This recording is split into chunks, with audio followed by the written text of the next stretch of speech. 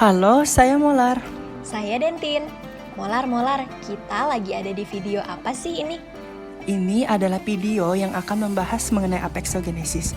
Yuk langsung kita bahas. Oh iya ya, yuk.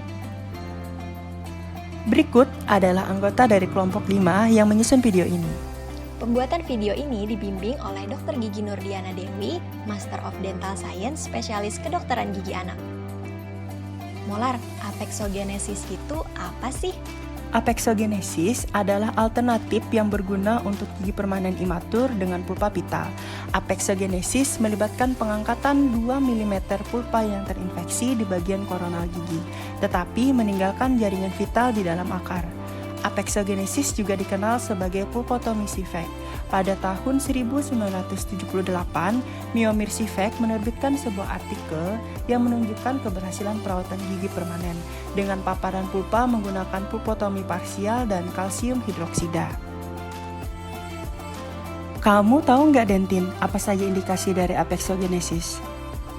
Indikasi apexogenesis adalah jika pasien mengalami keadaan seperti berikut. Rasa nyeri minimal, tidak ada mobilitas gigi, tidak terdapat gambaran patologi radiografis, dan pulpa dengan keadaan pulpitis reversible. Apabila mahkota gigi pasien rusak tetapi pulpa masih dalam keadaan sehat, maka dapat dilakukan perawatan apexogenesis ini.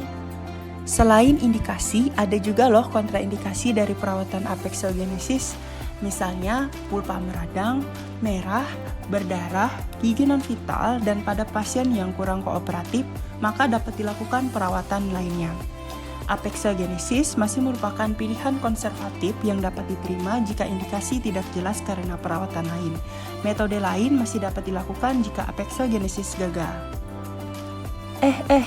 Dentin, bagaimana sih rencana perawatan sebelum melakukan tindakan apexogenesis? Nah, diagnosa dan rencana perawatan apexogenesis dimulai dengan penegakan diagnosa yang dapat dilakukan melalui 2 pemeriksaan. Yang pertama, pemeriksaan secara subjektif yang meliputi riwayat gigi, gejala yang ada, dan keluhan dari pasien. Kemudian yang kedua, pemeriksaan secara objektif yang meliputi pemeriksaan visual, gambaran radiologi, perkusi, dan tes termal. Bahan-bahannya apa aja sih kalau kita mau melakukan prosedur apexogenesis?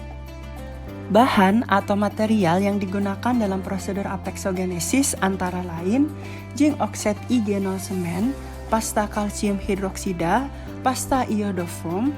Selain itu, dapat juga digunakan bahan lain seperti MTA atau mineral trioxide agregat untuk merangsang regenerasi jaringan serta respon pulpa yang baik. Prosedur apexogenesis itu melibatkan pengeliminasian jaringan pulpa yang terkontaminasi dengan burdaimon berkecepatan tinggi menggunakan irigasi salin atau air. Kalsium hidroksida non-setting diletakkan langsung ke jaringan pulpa yang tidak terkontaminasi. Langkah-langkahnya adalah sebagai berikut.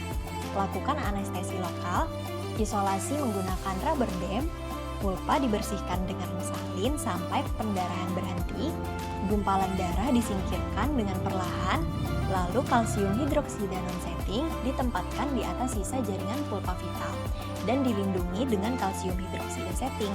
Hal yang perlu ditekankan bahwa kalsium hidroksida diletakkan di atas jaringan pulpa vital, bukan di atas gumpalan darah.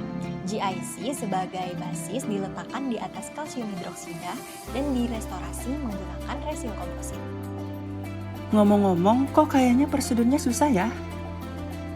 Dari prosedur perawatan apexogenesis ini ada kasus keberhasilan dan kegagalannya loh. Adapun kasus keberhasilan dari apexogenesis adalah sebagai berikut.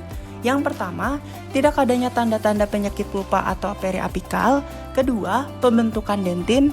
Ketiga, breach of calcification di bawah kalsium hidroksil. Kemudian, kegagalan dalam apexogenesis adalah sebagai berikut. Yang pertama, adanya kontaminasi bakteri. Kedua, tidak adanya penutupan apikal. Ketiga, gejala sakit seperti sensitif terhadap tekanan. Keempat, tanda-tanda bengkak, kerusakan probing, radiolucent periapikal, diikuti hilangnya kalsium hidroksida dari ruangan saluran.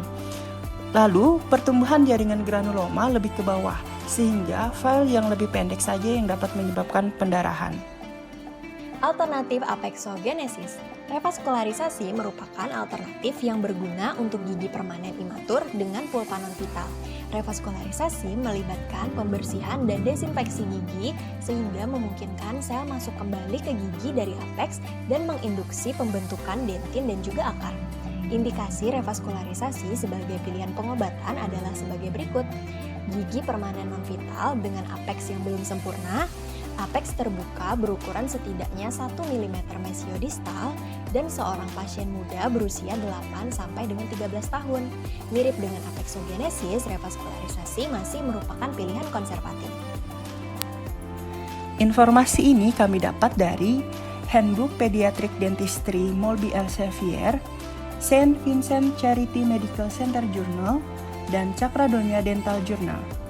Sekian pembahasan kami mengenai apexogenesis, molar dan dentin. Pamit undur diri, semoga bermanfaat. Dadah!